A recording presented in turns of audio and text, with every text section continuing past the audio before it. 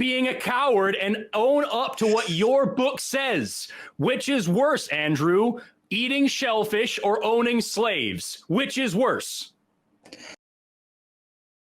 So I don't know what you mean by coward, but second of all, to answer your question, to actually answer your question, he did give clear instructions.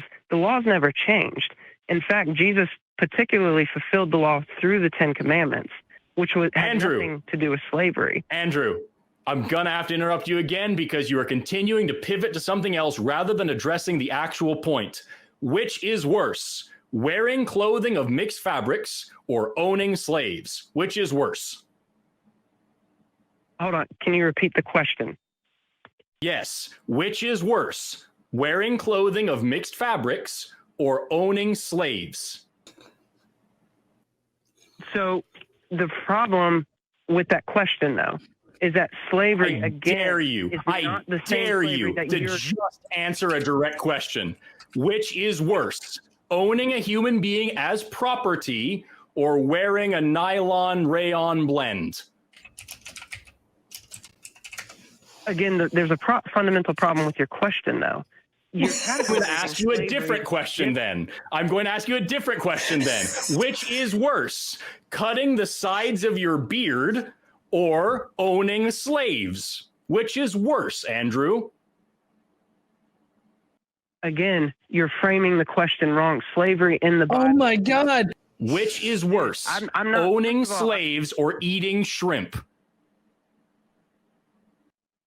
I would say having to own a slave would be worse, of course. But again, so ignoring the bullshit way you worded that, then why is it that God found the time to tell people not to eat shrimp, but not to not use human beings as farming equipment? Why was it a bigger priority for your God to condemn eating shrimp than it was for him to not tell people how to own slaves? Because again, he didn't just fail to condemn it, he directly condoned it. No. It's managed. Andrew, dude, let me finish, dude.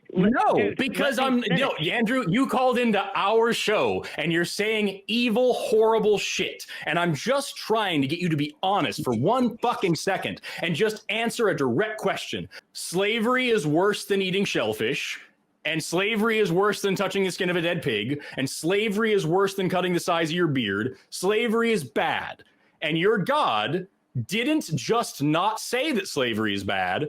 God said, here's how to do slavery. And you're sitting here saying, well, he was managing it. He could have abolished it. He could have just said, don't own slaves. He had 10 commandments. He could have made one of those commandments, don't own slaves. But he didn't. In fact, he did the opposite and said, I command you to take slaves this way. Your God is a monster. It's a good thing he doesn't exist. So let me ask you this, though. Why did they sell themselves into slavery? Because that's actually... And now we've gotten into the bullshit, it was more right nonsense. You're going to have to actually answer a question someday in your life, Andrew, and I hope it's an easier one than this, because frankly, it's sad that you can keep running up into this it shouldn't be a moral conundrum. This should be a very easy one for you. Slavery's bad. Yeah, the Bible says some shit about slavery. It must have meant something different. There must be some other thing that this is a mistranslation. This is a misinterpretation. God would never do this. You can't even be that level of dishonest. You have to go all the way down to the fucking dregs and say, no. This was the way God had to do it. God was good. God did it this way on purpose because God can do whatever he wants. You should be ashamed of what you've been defending here, Andrew.